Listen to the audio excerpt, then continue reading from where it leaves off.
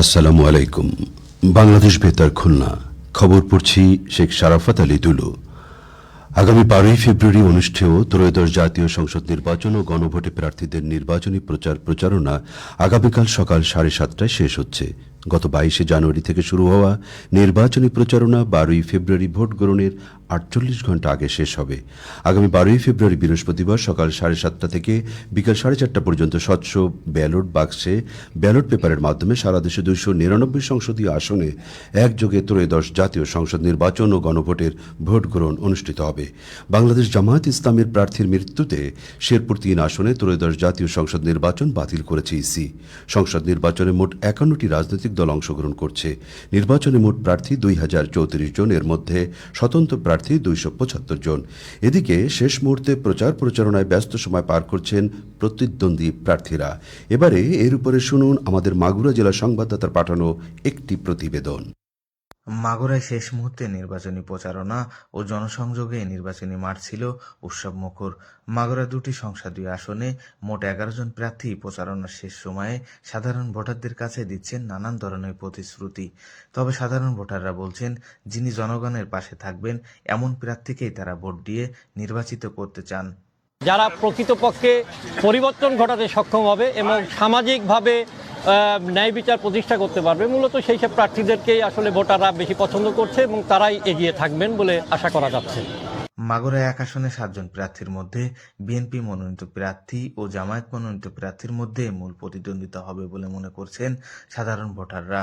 এ আসনে বিএনপি মনোনীত প্রার্থী মনোয়ার হোসেন খান বলছেন, জয়ের ব্যাপারে তিনি শতভাগ আশাবাদী। মানুষের মধ্যে ব্যাপক উৎসাহ উদ্দীপনা রয়েছে এবং মানুষ ব্যাপকভাবে ইনশাল্লাহ 12 তারিখে সকাল থেকে সন্ধ্যা পর্যন্ত ভোটদান করবে। আমার বিশ্বাস, আইন শৃঙ্খলা রক্ষাকারী বাহিনীর যে অবস্থান এবং মানুষের মধ্যে যে সচেতনতা, তাতে কেউ কোনো ষড়যন্ত্র করলে এটা পার পাবে না। অন্যদিকে মাগুরা 2 আসনের নির্বাচনী সমীকরণ কিছুটা ভিন্ন। এ আসনে 4 জন প্রার্থীর মধ্যে বিএনপি ও জামায়াত প্রার্থীর মধ্যে হাড্ডাহাড্ডি লড়াইয়ের আভাস পাওয়া যাচ্ছে। জামায়াত মনোনীত প্রার্থী এমবি বাকের বলছেন, জয়ের ব্যাপারে তিনি শতভাগ আশাবাদী। আমি ব্যাপক প্রচারণা আমি চালাচ্ছি। আমি গতকালকে মোহাম্মদপুরে এবং শালিকাতে যে মিছিল হয়েছে, নির্বাচনী মিছিল, সেখানে ব্যাপক সাড়া, মহিলাদের মাঝে ব্যাপক সাড়া, যুবকদের মাঝে ব্যাপক সাড়া আমি লক্ষ্য করছি। 2টি আসনে মোট 301টি ভোট কেন্দ্রের মধ্যে 54টি কেন্দ্রকে অতি ঝুঁকিপূর্ণ হিসেবে চিহ্নিত করেছে প্রশাসন। ভোটারদের নিরাপত্তা নিশ্চিতে কঠোর অবস্থানে থাকার কথা জানিয়েছেন মাগুরা জেলা অতিরিক্ত পুলিশ সুপার মিরাজুল ইসলাম। ঝুঁকিপূর্ণ কেন্দ্রের ক্ষেত্রে আমরা লাইভ বডি অন ক্যামেরা থাকবে আমাদের সেখানে পুলিশের ফিক্সড ডিউটিতে আমাদের কমপক্ষে 3 জন সদস্য থাকবেন। এর সাথে আমাদের স্ট্রাইকিং ফোর্স, মোবাইল ফোর্স আছে। আপনারা জানেন যে পুলিশের পাশাপাশি বাংলাদেশ সেনাবাহিনী, র্যাব, বিজিবি এবং আনসার বাহিনী তারা তৎপর আছে। প্রায় 11 লক্ষাধিক জনসংখ্যার মাগুরা জেলায় 2টি আসনে মোট ভোটার সংখ্যা 8,41,882 জন।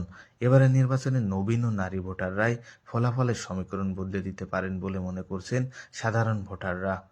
হেলাল হোসেন, বাংলাদেশ বেতার, খুলনা।